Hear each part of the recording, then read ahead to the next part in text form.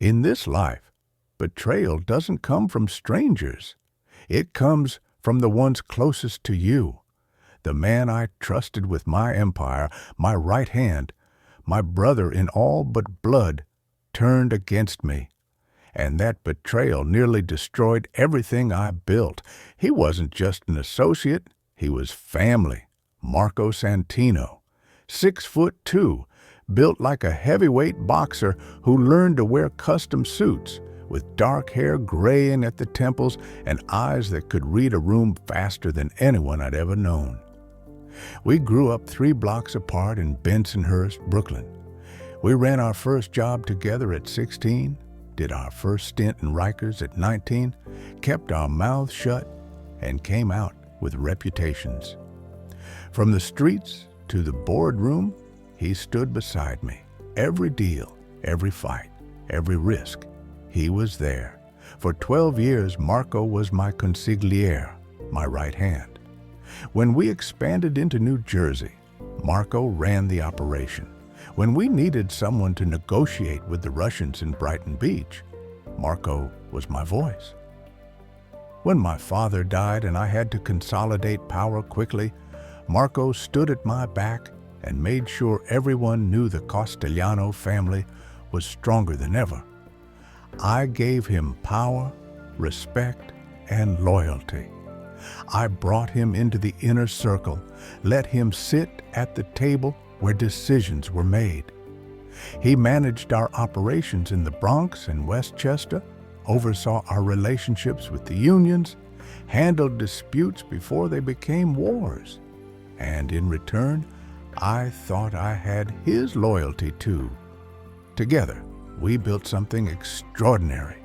We controlled the waterfront, had politicians and police captains on our payroll, ran construction and waste management throughout the tri-state area. The Castellano family was printing money, and everyone wanted a piece of what we had, including, as it turned out, my right hand. But then, things changed.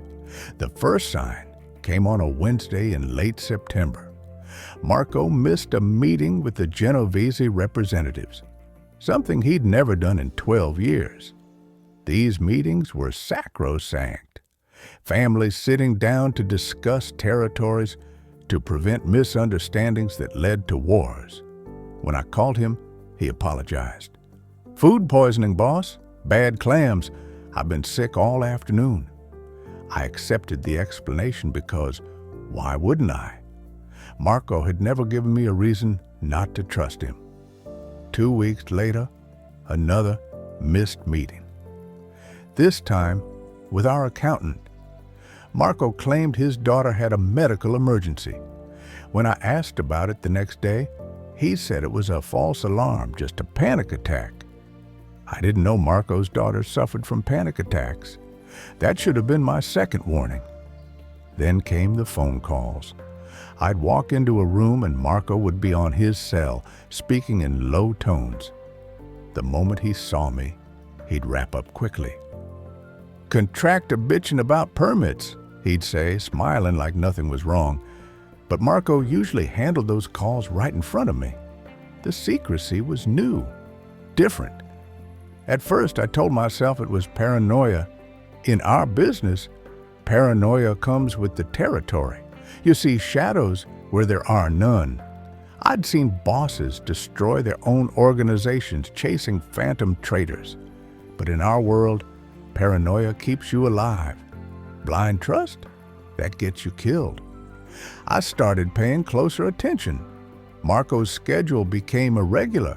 He'd disappear for hours with vague explanations, meeting a distributor in Queens, handling a situation in Jersey, all plausible, all part of his normal responsibilities. But the details never quite added up. One afternoon in October, I was reviewing our monthly reports when something caught my eye. Our shipments through Port Newark were showing inconsistencies, not major theft, just a few kilos here and there. I called Tony Numbers Esposito, our logistics coordinator. "Tony, talk to me about the Newark shipments. The Pennsylvania route specifically. What about them, boss?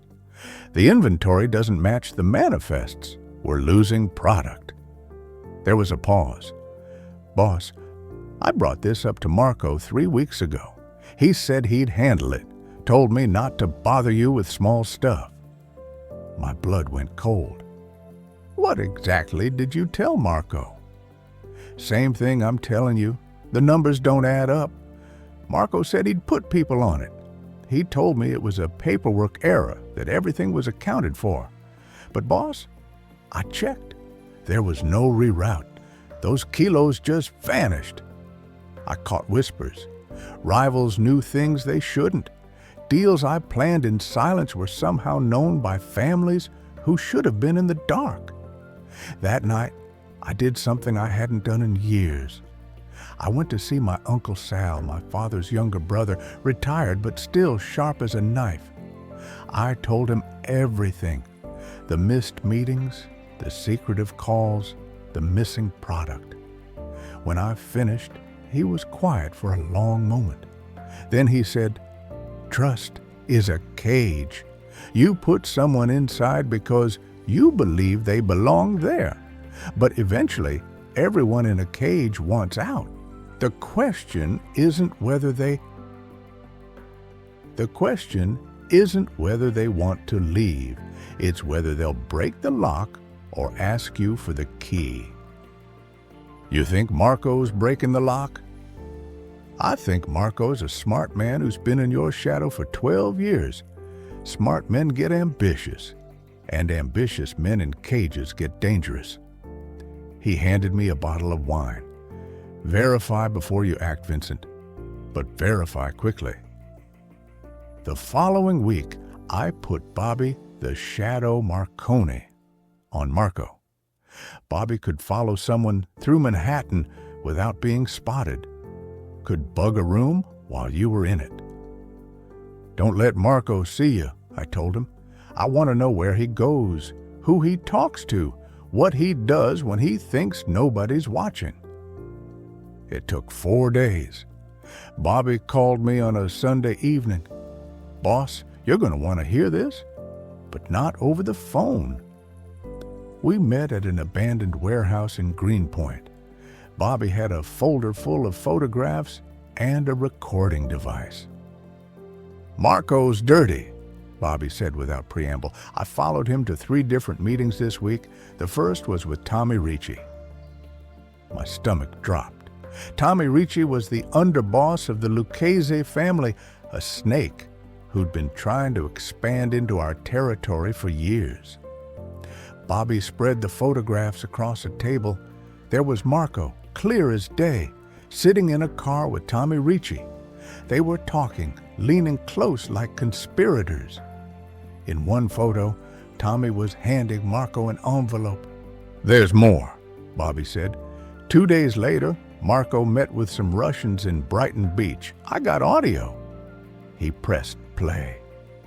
Marco's voice came through the speaker, speaking broken Russian. I caught enough. "Shipment next Tuesday, Newark. Usual fee."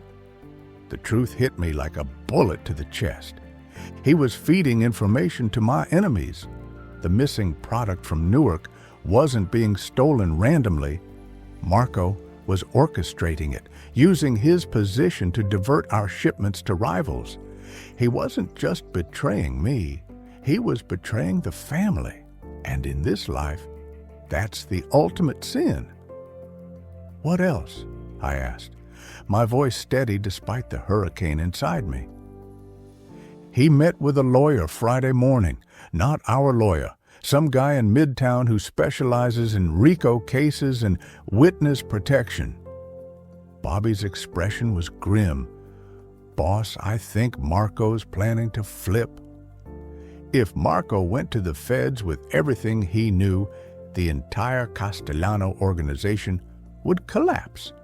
I'd spend the rest of my life in prison if I lived long enough to make it to trial. After Bobby left, I sat alone in that warehouse for hours, looking at the photographs, my right hand, my brother.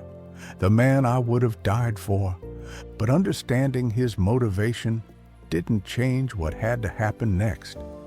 In our world, there's always a choice, and Marco had chosen betrayal. I set the trap for the following Tuesday. The bait was a fictional deal, a warehouse in Hunts Point supposedly being used by Albanians to store heroin. Something juicy enough to make our rivals salivate. I called Marco into my office Monday morning. He arrived punctually, carrying 2 espressos like he had for 12 years. The gesture felt like a knife between my ribs. "I need your help with something delicate," I told him, keeping my voice casual. I explained the fake Albanian heroin deal. "I want you to handle this personally. Take Paulie and Dominic, hit the warehouse at midnight Tuesday." I watched Marco's face carefully. This was exactly the kind of information that would be valuable to our rivals. "You sure you want me on this?" Marco asked. "I trust you, Marco," I said, loading those words with irony. "You're my right hand." "I'll handle it, boss." After he left, I waited. That afternoon, Bobby called. He took the bait. Marco met with Tommy Ricci 2 hours ago. I got pictures. The confirmation settled over me like concrete. Marco had taken the information and handed it directly to the Lucchese family. Tuesday night, I arrived at the warehouse early with my real team. Soldiers Marco didn't work with regularly. Guys whose loyalty was absolute. We set up cameras, high-powered lights. I wanted Marco to see my face clearly when he realized what was happening. At 11:47 p.m., I heard a car engine outside. The warehouse door opened and 3 figures stepped inside. Marco entered first, followed by Paulie and Dominic. "Lights are out," Marco said. "Paulie, find the electrical panel." I nodded, and suddenly the warehouse flooded with brilliant white light. Marco's hand went to his gun, and I stepped out of the shadows. "Don't," I said quietly. "You don't want to make this worse." Marco froze. The color drained from his face. "Boss," Marco said carefully, "what's going on?" "That's what I'd like to know." I walked closer. "I give you an opportunity to steal Albanian heroin, and instead of keeping it between us, you run straight to Tommy Ricci. Why would you do that, Marco?" Paulie and little Dom looked confused, their eyes darting between us. They hadn't known. "Boss, I don't know what you're talking about," Marco said, but his voice lacked conviction. "Don't insult me. I have photographs of you meeting with Tommy. I have recordings of you talking to the Russians. I know about the lawyer who specializes in witness protection." Marco's face went ashen. His hand hovered near his gun. "Put your hands where I can see them, all 3 of you." Paulie and Dom immediately complied. Marco hesitated before doing the same. "Paulie, Dom, you were brought here under false pretenses. You didn't know what Marco was doing. Step away from him now." They moved immediately. Now Marco stood alone in the center of the light, surrounded by armed men who had been his brothers. "It's just you and me now, Marco. So let's stop pretending. Tell me why." I looked him in the eye and said, "I gave you everything, and this is how you repay me." Marco was silent for a long moment. When he looked up, his eyes were red, but dry. "You want to know why? Because I was tired of being in your shadow, tired of being number 2. Do you know what people call me? Castellano's dog. Never Marco, never my own man, The words hit harder than I expected. It's about respect, Marco continued. For 12 years, I've been managing operations, handling negotiations, putting out fires. You sit in your office and plan, and I execute. You get to be the architect, the legend. I'm just the guy who makes your plans work. You were my Consigliere, I said. That's not nothing. It's not enough. Marco's voice rose. I wanted what you have. I wanted to be the one making decisions. Tommy Ricci promised me my own territory if I helped take you down. The Russians were going to give me Brighton Beach. I was building my own family. By destroying what we built? What you built, Marco corrected. Where's my legacy in all this? He stammered, desperate. You don't understand. I had no choice. The feds have been building a case for 2 years. They have wiretaps, financial records. It's only a matter of time. I was trying to get ahead of it, make a deal while I still had leverage. You were trying to save your own skin, I said coldly. Don't dress it up as noble. But in our world, there's always a choice, and he chose betrayal. I didn't raise my voice. I didn't need to. Marco knew his fate the moment he walked into that room. I could see it in his eyes, the resignation, the understanding that there was no way out. You betrayed your family for ambition, I said quietly. You sold out your brothers for a promise from men who would have killed you the moment you were no longer useful. You were going to testify, destroy everything, leave dozens of families without their fathers and husbands. I was trying to survive, Marco said. We all are, but we do it together, or we don't do it at all. I stripped him of his title, his respect, his place in the family. In our world, exile is worse than death, because once you're out, you're nothing.